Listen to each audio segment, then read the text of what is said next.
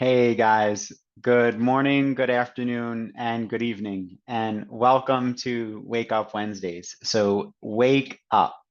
How are you doing today? How are things going? Are you progressing with your plan? Are you checking your GSD list? Are you making progress? If you aren't and the week got away from you, or if you're not making the type of progress and if you're not tracking towards your plan, that's okay. It happens to the best of us.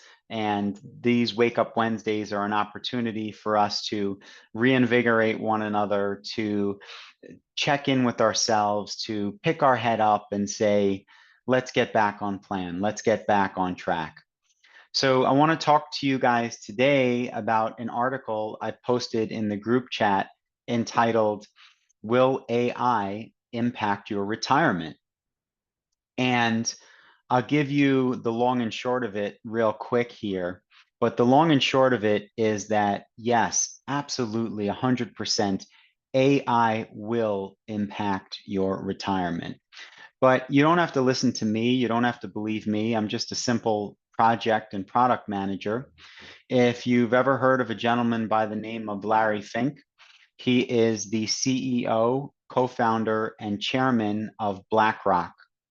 BlackRock is a money manager. They've been around for over 40 years. They have 10 trillion, that's trillion with a T, AUM, what's called assets under management. So they are the largest player in the space. And Larry Fink, who is a billionaire, he's in his 70s, he believes that AI will impact your retirement. And in a podcast interview just this week, he talked about retirement and he talked about AI and he talked about some of the challenges and solutions. And I wanted to share that with you guys because when it comes to AI, I get very excited. And when it comes to retirement, I get very excited, as I'm sure most of you do. Now, I don't get excited about retirement because I think about retiring. No, that's not my goal. I get very excited about retirement because I get excited when I think and I talk about money and investments. Now, what Larry says is, first off, he says that his letter to the annual stakeholders that he writes every year, that the purpose of the letter is to start a conversation and to talk about retirement. That's the purpose. And he says that he is optimistic in the future, that he's an op optimistic guy. He believes in a positive future. And he says that it actually pays to be optimistic over a longer period of time as he talks about hopes and fears, because if people are more positive and they are more hopeful over the long term, they'll lead better quality lives. If they lead better quality lives and they're purchasing, he talks about things like GDP, then the overall capital markets does better as well. He touches on how his parents were meticulous, disciplined savers and saved their entire lives, and that his investment horizons are over a 30 to 40-year period. They also introduced something that's very exciting, something called Life Plan, Life Path Paycheck that BlackRock offers. Now, the reason why this is so exciting is because it does have a traditional target fund where you allocate based on your goals and objectives the date in which you want to retire. And what that target fund date will do is it'll automatically adjust your investments, the ratio and the diversification of the asset classes based on your goals, based on the age you are as you get closer to retirement. In layman's terms, very simply, it's going to move further away from stocks and more towards bonds to give you more of a 50-50 kind of a ratio as you get closer to retirement. Now, as you guys know, target funds have been around for a long time. Asset allocations, recalibrating portfolios, money managers, none of this stuff is new. What's exciting about what BlackRock has done, and they're one of the first to do it, is the concept of a guaranteed reliable number you can count on. So right now, most of us get paid a paycheck based on some interval we can count on once a week, once every 2 weeks, once a month. And that is it, it's something steady. What he talks about is that when most people get to retirement and they get this lump sum of money, they don't necessarily know what to do with it because they've never had a lump sum of money like that before.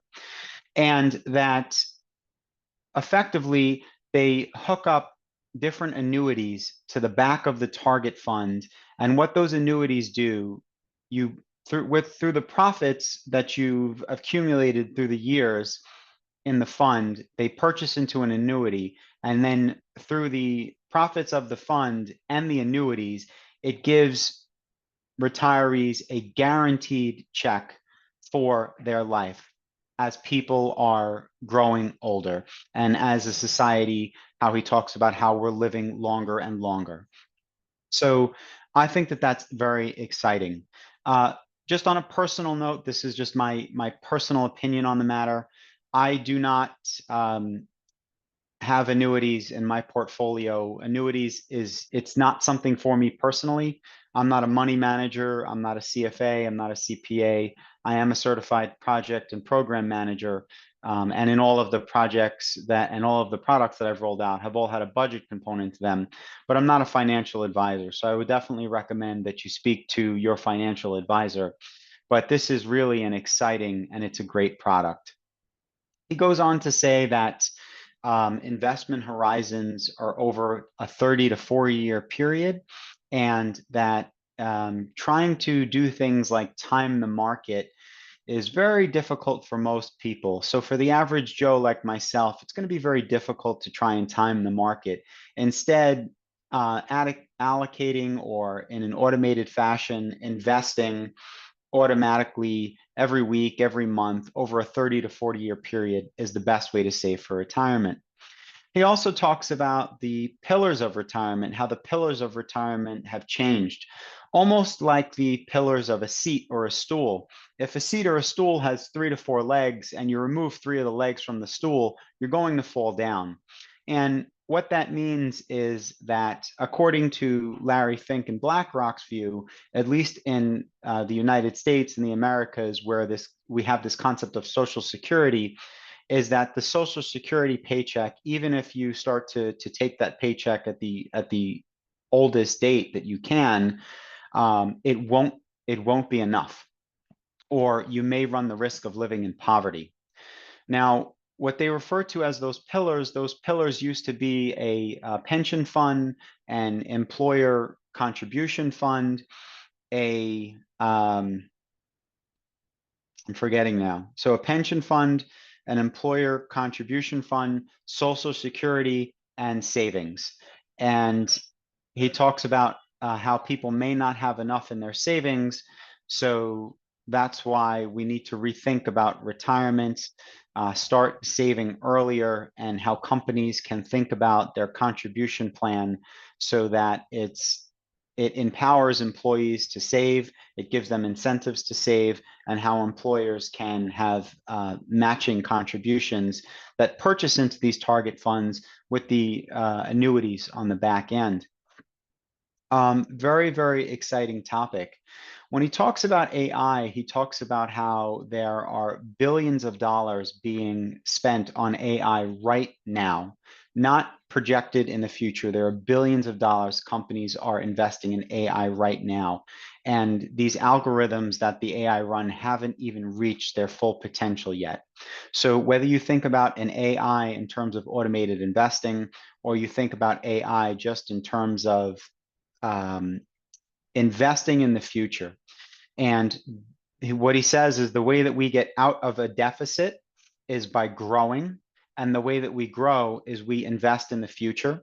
And some of the best ways to invest in the future are technology, thinking about digitizing the economy, thinking about artificial intelligence, thinking about power, being power pragmatic, he says, as we think about carbon and non-carbon based power and the pros and cons to both, to having a steady power source, but that's also power pragmatic as he thinks about carbon. Um, he talks about how the amount of power that it takes to run these huge data centers that AI runs their algorithms on is extremely they consume an extreme amount of power, and we haven't even seen the full potential of this AI yet. So investing in AI is like investing in the future. And then lastly, to wrap it up, once again, he talks about hopes and fears and how he's more hopeful. So if you're someone that doesn't have hope for the future, then you're probably not going to be investing. You're probably not going to be thinking in investing in technology for the future and power for the future and AI for the future. You might be someone that is keeping your money in a savings account. You might be someone that's keeping your gold and silver in a vault. You might be someone that's keeping your money under the mattress in your house. And from what I gathered in reading this Larry Fink's annual letter and listening to the podcast was that it is better to always consistently be in the market over a 40-year period, and that he is hopeful. He's hopeful that the way that we get out of deficits is to grow. And in order to grow, we must invest. He says that AI companies are investing billions right now. That's not a projection of where we're going to be in 5, 10 years, that we haven't even seen the full potential of AI. It's going to continue to grow. So when we think about automation, we think about power, we think about just the sheer amount of power it takes to run these algorithms and build these big data centers. He talks about power, being power pragmatic, so understanding the limitations of both while still having a consistent power source. And ultimately, he talks about this life plan, this life paycheck that is a diversified target fund, which have been around for a while, but including the annuities on it. And now, once again, for someone like myself, I don't believe in annuities, but just because I don't believe in it doesn't mean that it's not a really, really good sound investment for a guaranteed paycheck in retirement as we live longer and longer and longer. So while it is not for me, I love their target funds. And I would really recommend that all of you, whether you're a small to medium business owner or whether you're an employee in a large organization, that you talk to your organization, you reach out to places that can help you take care of your retirement, and you work with them and you invest with them, just understanding that it's better to be in the market consistently over a 40-year period than it isn't. And if you have this pragmatic, hopeful outlook, then that's going to help keep you in the game, so to speak. So thank you guys so much for the time. And thank you for thinking about retirement. Thank you for thinking about how AI impacts your retirement. And once again, welcome to Wake Up Wednesdays. So wake up. Let's invigorate one another. I hope you have a great rest of your week. If you want to discuss any of these things in more detail, once again, I'm a certified project and product manager. I am not a certified financial advisor, and I would consider myself to be an amateur investor at best. But if you'd like to discuss some of these things, I can put you in touch with some of those certified professionals that are just in my network. Or if you just want to talk, just let me know. I'd love to keep the conversation going. Thank you again and have a great day. Bye-bye.